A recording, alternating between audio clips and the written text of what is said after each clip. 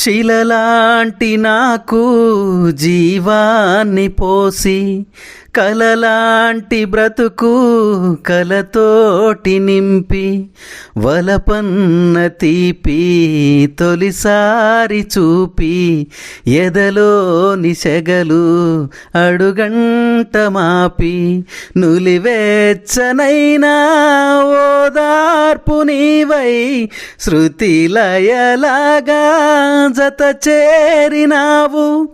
నువ్వు లేని నన్ను ఊహించలేను, నా వేదనంతా నివేదించలేను.